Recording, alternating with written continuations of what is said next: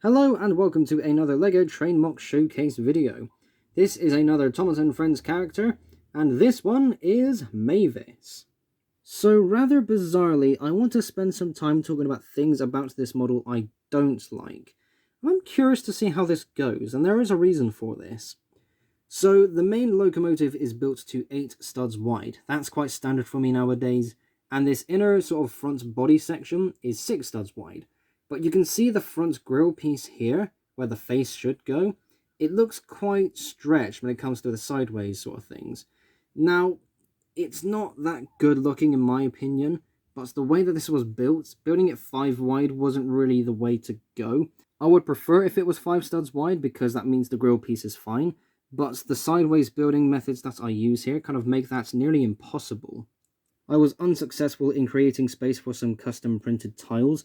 I would love to have some of the prints here on this model, but things again didn't quite line up to be how I wanted them, and that is quite frustrating. Nothing is stopping me from printing it from like a Word document or something like that, but a printed brick would be much more cleaner. And I may have forgotten the rear cab windows. I may have gotten a bit carried away when it came to thinking about the lining, but at least it looks good. I mean, I'm very good when it comes to lining things anyways. But it wasn't until the model was finished, I was looking at it from every angle, I realised the cab windows for the rear were missing, and I thought, well, it's a bit too late now, the lining's a bit more... Well, the lining isn't permanent, but, you know, it's there, I don't really want to tear it up. I don't build diesels on any kind of regular basis. The only diesels I have are Thomas characters. And yet, when I took pictures of this to show to a couple of selected groups, pretty much everyone in those groups said that this is one of the best models I have ever built. Not just for diesels, not just for Thomas characters, but they put this above so many other models that I have made. I don't quite understand why, but I suppose I did do something right after all. The buffer beams are brick built, and as you saw a moment ago, it is the same for the rear buffer beam with the free moving magnet piece. And the cow catcher details are done by using some bar pieces and some of these small hand grabber pieces. Now this was actually quite clean, and it was a lot easier to do than I thought it would be, so I'm quite happy that that detail came together as well as it did. This is the sideways building I mentioned a moment ago, and because of how it's built, it's actually sat inside the running board a little bit. It's not flush to the running board, it's kind of sitting in it.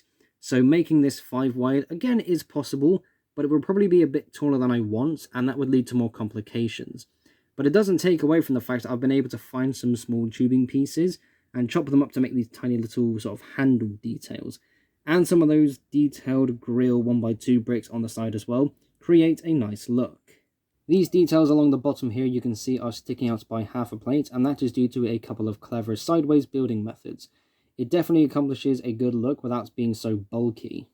And the cab isn't that bad at all, it's got to be said. I wasn't too keen on making the cab because I was a bit concerned about window arrangements. But again, things kind of just lined up here, so I'm actually quite pleased with this result, even if it isn't the best thing ever, but at the same time I kind of chalk that up to the blocky nature of LEGO. So that is Mavis. Thank you all ever so much for watching. I know the start of the video was very unorthodox, but it's ultimately worth pointing out the bad things when it comes to making models than just the good things. I'm not a perfect builder. I mean, you've seen the things I've built a few years ago. But at the same time, it is ultimately worth to point these things out because, again, the models I make are nice to a lot of people, but there's no way in hell they are anything near perfect. A lot of people do give me praise for some of the stuff that I build, and a lot of people to this day still say that I inspire them to make their models. But it is ultimately worth reminding them that, you know, I still have flaws with my building methods. There are some things I refuse to build, so getting some details right will not be correct. Even if I rebuild this again, it will probably take me a week just to get that middle body bit to 5 wide. But at the same time, like I said, it's ultimately worth pointing out because there is a lot that can be learned from this. So thank you all ever so much for watching. In the description you can find a link to my Discord server where you can chat with like-minded fans of LEGO trains and Nerf blasters. Also in the description you can find links to my Instagram and Flickr pages for some sneak peeks and behind the scenes action. Keep an eye out on my community tab for polls and updates. Thank you all ever so much for watching. Be sure to like and subscribe if you haven't already. I will see you all in the next episode. Bye bye.